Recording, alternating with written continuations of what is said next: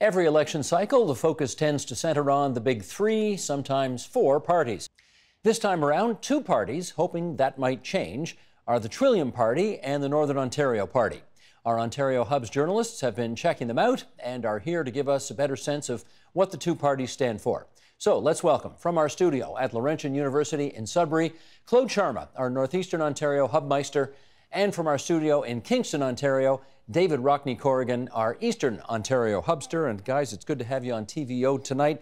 You've both got pieces up on the website, tvo.org, about these respective relatively new entries into the Ontario political scene. So David, let's start with you first.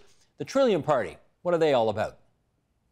Sure. So the Trillium Party was created in 2014 by a fellow named Bob Yachuk. He's from East Gwillimbury in the Newmarket, Aurora area. And he created the party out of frustration with what he calls the unholy trinity of the Liberals, the PCs, and the NDP. He was fed up, he says, with Ontarians voting in a rotating cast, and so he created the Trillium Party. They ran in their only election so far back in 2014. They received a total of 397 votes. They ran two candidates. 397 votes works out to be roughly 0.01% of the popular vote. So I think it's fair to call them a fringe party up until this point, though they did last year score a coup, if you can call it that, when Jack McLaren, who's sort of in my neck of the woods here in Carleton, Mississippi Mills, was kicked out of the PC caucus. He was voted in as PC, but kicked out of the caucus by then leader Patrick Brown, and he jumped over to the Trillium Party. So they actually did have a candidate sitting in the House in the last Parliament, though he was not elected as a Trillium candidate. Right, gotcha. Okay, Northern Ontario Party, Claude, what are they about? Well, this party started back in the 1970s under the name of the Northern Ontario Heritage Party, and its founder, Ed Diebel, who is from North Bay, wanted to give Northern Ontario really a big voice at Queen's Park. He felt that they were being neglected, and kind of what he wanted to do ultimately was to separate Northern Ontario from Southern Ontario, so to create a Northern Ontario province. In the 70s, the party was registered, but nobody actually ran for office. Then later on in the 80s, the party folded, but it was resurrected back in 2010 under Ed Diebel again, the leader, and they ran in the past two elections, 2011 and 2014. In 2011 and 2014, they had three candidates in each, getting about 700 votes in 2011 to 900 in 2014. And over the past 18 months or so, the party was rebranded to the Northern Ontario Party. So just dropping the heritage, Ed Diebel stepped aside. He still has a place on the Northern Ontario Party, but its new leader, Trevor Holiday from the North Bay area, he is now the guy in charge, and he'll be running in the Nipissing riding. He's one of 5 candidates for the Northern Ontario Party out of the 13 ridings in Northern Ontario. And I gather he used to be a bus driver and quit his job and essentially is living off his savings to pursue this political agenda of his. Is that right? Yeah, it was kind of a conflict of interest because he worked for the Ontario, the ONTC, and he had to quit that because that is a government job, and he is now running for office. So now he's in a different area. He's with a cleaning management company. He's a manager there. So he decided to quit a good-paying job for this to pursue this dream, and he's going full ahead at it right now. And David, any sense of how many ridings the Trillium Party hope to have candidates in by the time Election Day arrives? Well, it's interesting you asked that. I spoke to the leader, Bob Yachuk, just yesterday, and on their website it says that they've got 33 candidates. I spoke to him. He thought there were going to be 2 more yesterday, so it's fluctuating right now at around 33, 35. A couple of weeks ago, I think they had 41 candidates. A couple of people apparently got cold feet, but they're running roughly 35 candidates across the province. And let's also get a sense, David, about where they are on the political spectrum. I mean, I know Jack McLaren was sort of a disaffected progressive conservative. Would you put them to the right of the Tories, basically? Yeah, I mean, I think if you use that disaffected Tory as a marker, I think that a lot of the Trillium members would be on the more conservative side of progressive conservative, social conservative.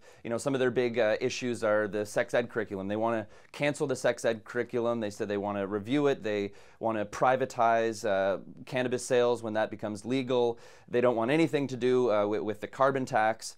But more importantly than their policies are their, what they say is their principle. And their biggest principle, and it says this right on their website, is that they want to do away with whipped voting. So for people that don't know, whipped voting is, when party members are, basically required to vote as directed by a party. And Bob Yachuk and the Trillium Party believe that this is undemocratic, and that they think that elected officials should be beholden only to their constituents, and so they're trying to make that happen. Claude, I do remember 30, 40 years ago in its previous incarnation that the Northern Ontario Heritage Party actually for a time wanted to pull Northern Ontario out of the rest of the province. They were in essence a separatist party. Now that's not the agenda anymore. What's it more focused on now? Well, Ed Diebel, who was the previous leader, he kind of steered away from that more recently, saying, you know what, he was told they just don't have the legal means to do something like this. But now what they want the government in power to do is, first of all, they want a minority government. And they also want to have more autonomy. And by that, they want more of the Northern Ontario politicians, the people, to make the decisions. So the leader, Trevor Holiday, was saying that why not create a Northern MNRF, a Northern Ministry of Natural Resources and Forestry? Why not have the decisions be made up here instead of people down in the south who talking about bringing back the spring bear hunt and the cancellation of some transportation services in the north?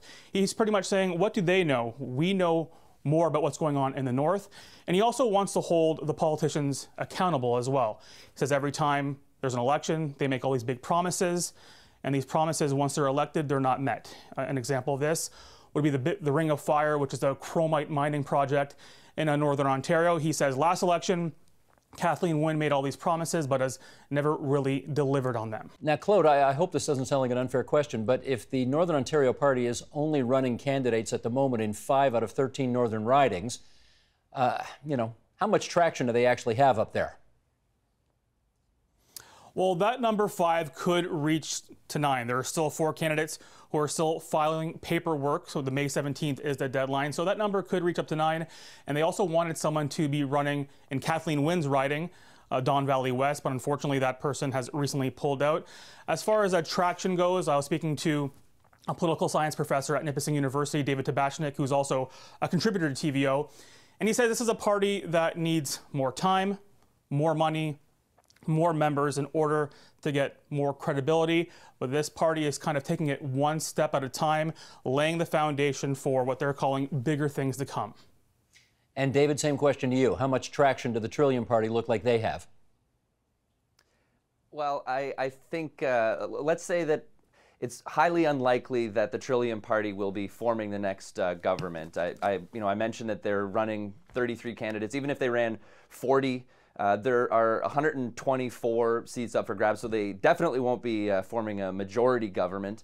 I think what's interesting here is that they may have actually had a better shot with Patrick Brown at the helm, because I think some people who maybe were upset with him moving the party a little bit towards the center may be actually more inclined to give Doug Ford a second look. So it'll be interesting to see if that sort of hurts them, but they're not going to be forming government. They will be, I think, lucky to win McLaren's seat back. They want to win a couple of seats. Okay, let's, Claude, just in our last minute here, I think it's probably worth reminding everybody that 85% of the people who are putting their names on a ballot in this election are going to lose.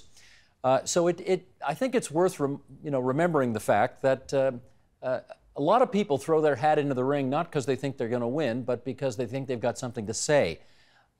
Is that what you're hearing from the Northern Ontario Party folks?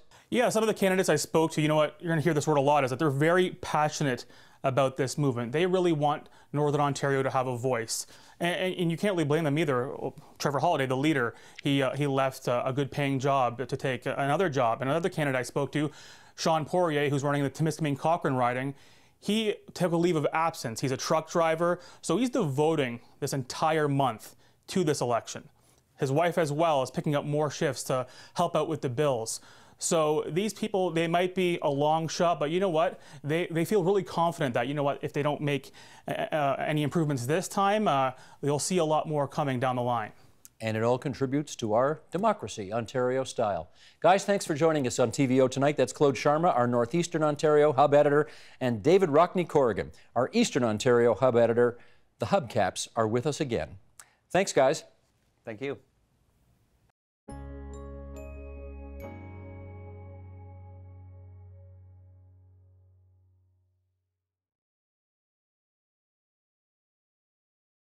The Agenda with Steve Bacon is brought to you by the Chartered Professional Accountants of Ontario, helping businesses stay on the right side of change with strategic thinking, insightful decisions, and business leadership. Are you on the right side of change? Ask an Ontario CPA.